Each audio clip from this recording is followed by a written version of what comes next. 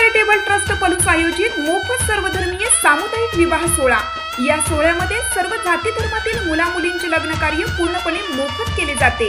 विवाह मुहूर्त बुधवारी दिनांक 13 मे 2026 रोजी दुपारी 1:15 विवाह स्थळ Shivparvati multipurpose hall, Tasgaon, Karad road, Palus, Sandgewadi. नाव नोंदणीसाठी पत्ता Sonai charitable trust, Amalapur road, Palus.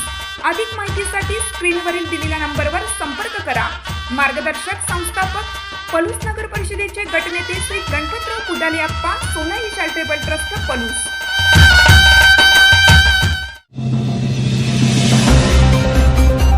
शेतकऱ्यांचा बळी देऊन होणारा शक्तीपीठचा विकास नको, ॲडव्होकेट दीपक लाड यांचा इशारा।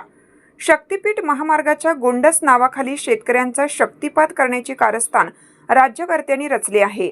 सत्तेची मस्ती दाखवून जर शेतकऱ्यांच्या सुपीक जमिनी हिसकावून घेण्याचा प्रयत्न झाला तर क्रांतिकारकांच्या या भूमीत राज्यकर्त्यांची सत्तेची नशा उतरवल्याशिवाय आम्ही राहणार नाही, अशा शब्दात ॲडव्होकेट दीपक लाड यांनी महामार्ग प्रकल्पावर तोप डागली। 4 मे रोजी होणाऱ्या सर्वपक्षीय जाहीर शेतकरी मेळाव्याच्या पार्श्वभूमीवर घोगाव येथे आयोजित करण्यात आलेल्या जाहीर सभेत ते बोलत होते। यावेळी त्यांनी शक्तीपीठ महामार्गामुळे होणाऱ्या विनाशाचा पाडाच वाचला। लाड म्हणाले की या नवीन महामार्गामुळे पलूस आणि कडेगाव तालुक्यातील अत्यंत सुपीक असा 20 ते 25% ऊस पट्टा पूर्णपणे बाधित होत आहे। आपल्या भागातील साखर कारखान्यांना लागणारा ऊस हा स्थानिक शेतातून जातो, तो काय नागपूर किंवा गोव्यातून येत नाही। त्यामुळे ऊसाची उपलब्धता कमी झाल्यास अगोदरच अडचणीत असलेले साखर कारखाने कायमचे बंद पडतील आणि ग्रामीण अर्थव्यवस्थेचा कणा मोडला जाईल। केवळ शेतीच नव्हे तर या महामार्गाच्या भरावामुळे निसर्गाचेही मोठे नुकसान होणार असल्याचे त्यांनी नमूद केले।